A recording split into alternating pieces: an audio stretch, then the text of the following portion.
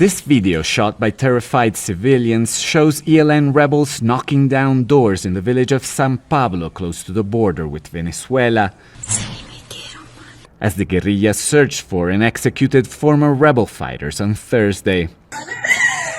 The killings are part of a wave of violence unleashed by the largest remaining Colombian rebel group as they fight against dissidents of former FARC rebels in Catatumbo, a key region for drug trafficking and other illegal activities.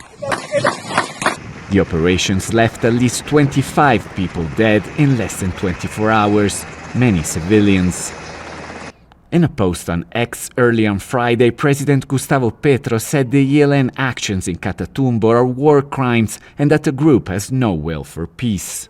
We cannot continue the talks at this time. The ELN has to express once and for all its intention, will and decision to reach peace. Instead, actions such as those carried out in the Catatumbo against the population in Choco and others committed recently show that this will is not what prevails today at the dialogue table.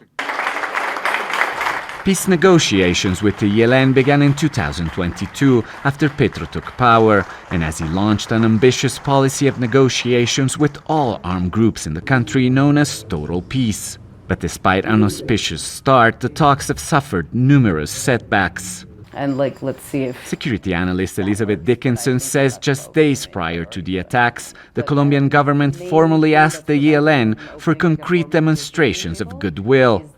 The opposite happened. I think this announcement marks a definitive shift that we've seen coming for several months, but this is the inflection point that I think will really change the policy of total peace. It's very clear that the government has lost patience with the ELN particularly, but also in general with traditional negotiation processes. What the government views as a more hopeful approach is really looking at a local level and trying to build local agreements to de-escalate violence. That approach is going to be a lot harder to explain to voters. It's going to be a lot harder to see results from. And I think it's clearly a symbolic, but also a real strategic blow to see these negotiations go by the wayside.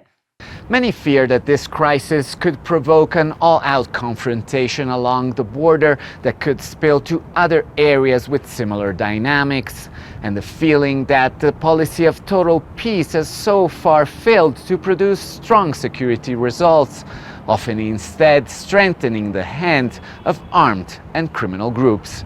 Alessandro Rampietti, Al Jazeera, Bogota.